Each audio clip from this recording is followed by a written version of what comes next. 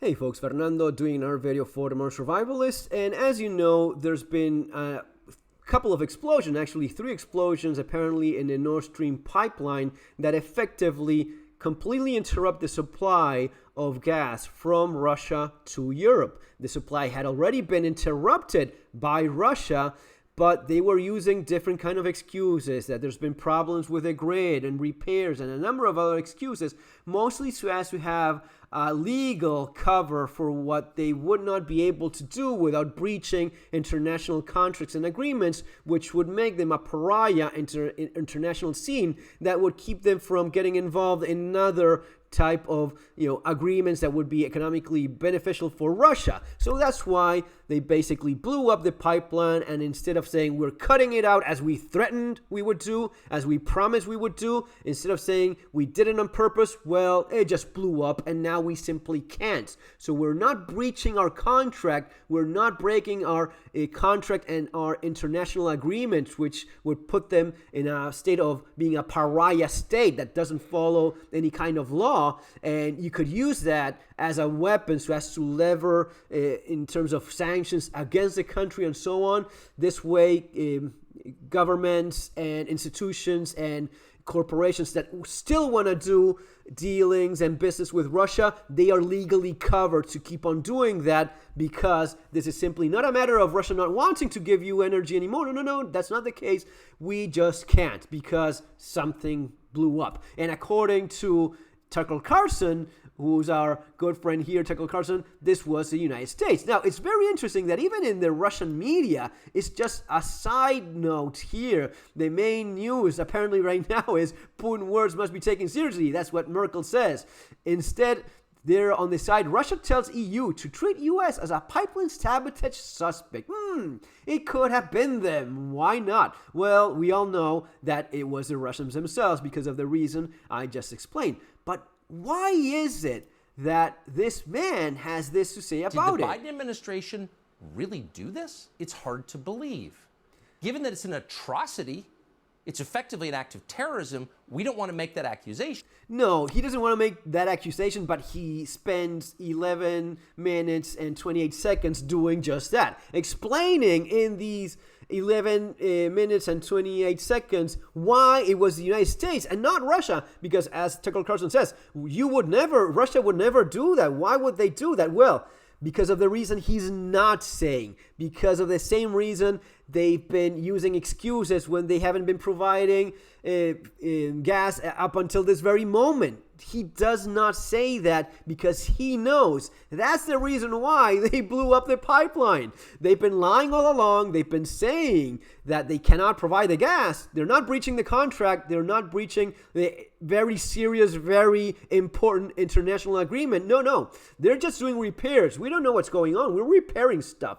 Even though Putin goes online and on TV saying, you'll freeze to death this winter, in paper, it's just a matter of repairs. When that excuse does no longer fly, and they have, of course, limits and terms as of how long they can do that, well, it was some weird attack. It just exploded, so we cannot provide that. But Tucker Carlson, being the mouthpiece of Putin that he is, he's repeating word by word the agenda, the narrative, the propaganda that's coming out of Russia. Russia tells you, it's probably the United States. I mean, why would we do that? Well, because of that reason. Now, how far can you push this? I mean, we all agree, right, that Tucker Carlson is... I'll tell you why. And why shouldn't I root for Russia, which I am? Yeah, so we get it. You root for Russia. We understand that. You are pro-Putin. You're pro-Russia. Mostly pro-Putin, because you can be, sympathize with the people in Russia and be against the dictator that Putin is. Tucker Carlson hasn't said, because I do watch his videos, because I agree, like most of you, with many of the things he says, right? He hasn't said once. I mean, every time they talk about the war in Ukraine, he says that Zelensky is a dictator and that Ukraine is not a democracy. It is like, that's the memo. That's the piece. That's the line he has to repeat. Those are the key notes he's been told to repeat time and again. Zelensky is a dictator. Ukraine is not a democracy. He never says Putin is a dictator, which he is by the definition of the word, by any stretch of the imagination, no matter how much you want to twist and turn this. Vladimir Putin is a dictator that's been in power for 20 years, and he just invaded, neighboring sovereign nation simply because of attempts of rebuilding a Soviet empire, which is, according to himself, the worst tragedy, the fall of the Soviet empire, the worst tragedy that ever happened. But going back to this man, which we usually like what he says, right? We like and agree with what conservative, good old Tucker Carlson says here. Now, it's one thing to be pro-Russia. It's another thing to be pro-Vladimir Putin. You're talking about being pro-dictatorship. I'm not in favor of dictators. I don't like dictators and damn communist regimes in any part of the world.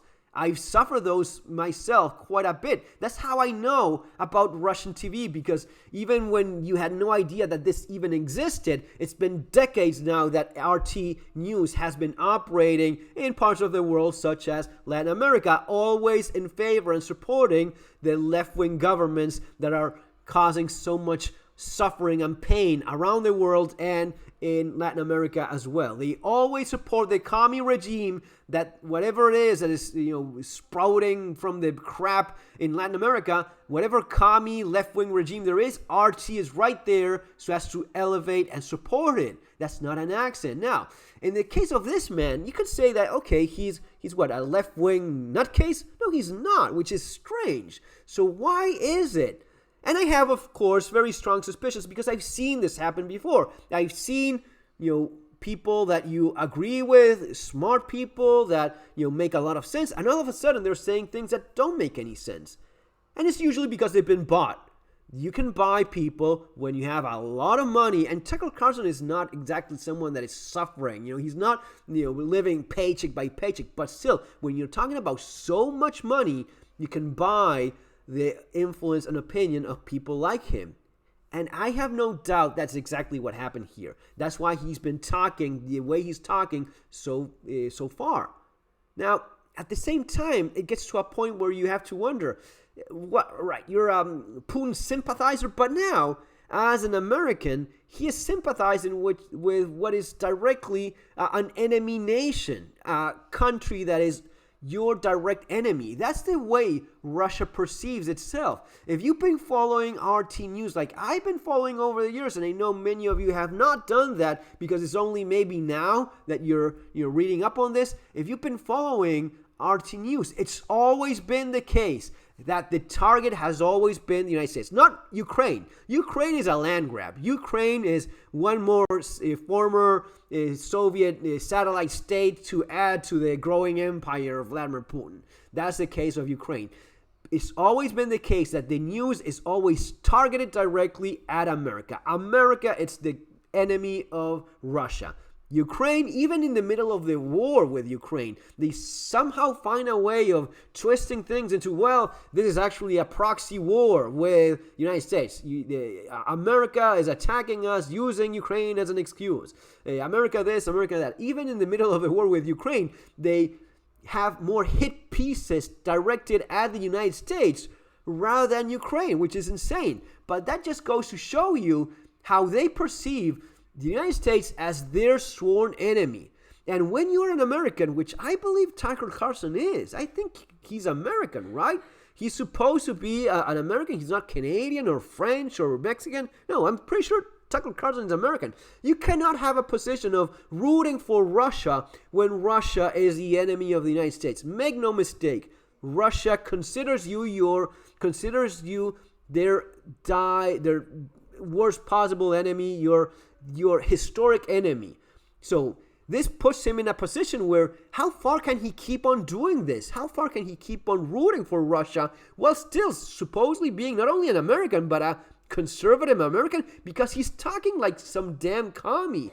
The kind of anti-American narrative and pro-Russian speech that he has goes perfectly in line with Chomsky, with all of these dirty commies that we usually laugh about. Why is he even talking like that? And how far can he push it? Because now when he's calling his own country, again, I think he's American, calling your own country a terrorist state, you're attacking not only just attacking our nations, which Tucker Carlson never lets by the opportunity to say, oh, how we've attacked this. Yeah, sure, you've done that. The United States has, messed in foreign affairs, influenced and attacked and invaded other countries. But now you're talking about committing a terrorist attack in the middle of a war against one of your longtime allies, attacking Europe. United States is really attacking Europe in the middle of a war with Russia? Are you fucking insane? Of course that's not true. And he knows it's not true. But he's saying it anyway. And that is the definition of being a traitor. Giving his position, giving how much influence he has, given that he's one of the most recognized conservative figures in the country, that he's accusing the United States of being a terrorist state like Iran. I mean, man, unless you actually have proof of that, you are becoming a traitor to your own country. In the middle of a war, allied with with the enemy of your own country, that's what you are. Like it or not, I don't have proof of, if he's being bought, how much money, what account, but what he's saying right now, accusing the United States of being a terrorist nation like Iran, not only being a terrorist nation, but attacking, backstabbing Europe in the middle of a war with Russia. I mean, he's very good at, twisting things and making people fall for it. But if you say, wait a minute, if you step back just a few feet and look at the insanity that he's suggesting and saying out loud, you realize that there's a lot more going on here. The interest that he has, yeah. Anyway, folks, you see where this is going. Prepare while you still can. You have my books available in Amazon in the links below. 3 survival skills for the practical aspect, giving everything going on, surviving the economic collapse. All of this will have an even greater impact. We've already seen it, and it's just getting worse. So prepare while you still can. Time is really getting to the point where it's becoming harder and harder to get ready for what's very likely, maybe even unavoidable to happen next. See you on the next one.